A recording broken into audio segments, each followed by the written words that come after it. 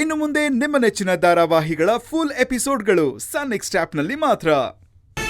ನಾವು ಆ ತುಳಸಿನ ಮುಗಿಸ್ಬಿಟ್ಟು ನಿಮ್ಮನ್ನ ಸಂತೋಷ ಪಡಿಸ್ತೀವಿ. ಸರಿ.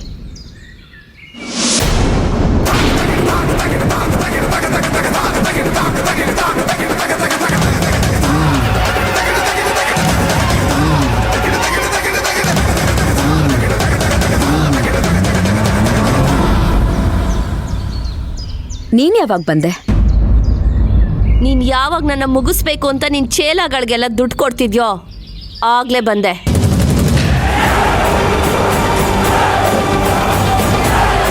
ನಾನೀಗ ಬರಬಹುದು ಅಂತ ನೀನು ಅನ್ಕೊಂಡಿರ್ಲಿಲ್ಲ ಅಲ್ಲ? ಹೌದು. ನೀನ್ ಇಷ್ಟೊಂದು ಬದಲಾಗ್ತೀಯ ಅಂತ ನಾನು ಅನ್ಕೊಂಡಿರ್ಲಿಲ್ಲ.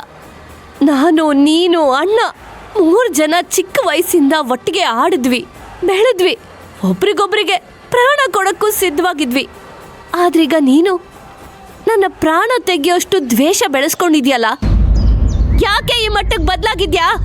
ನಾನ್ ಬದಲಾಗಿದ್ದಲ್ಲ, ನೀನ್ ಬದಲಾಯಿಸಿದ್ದು.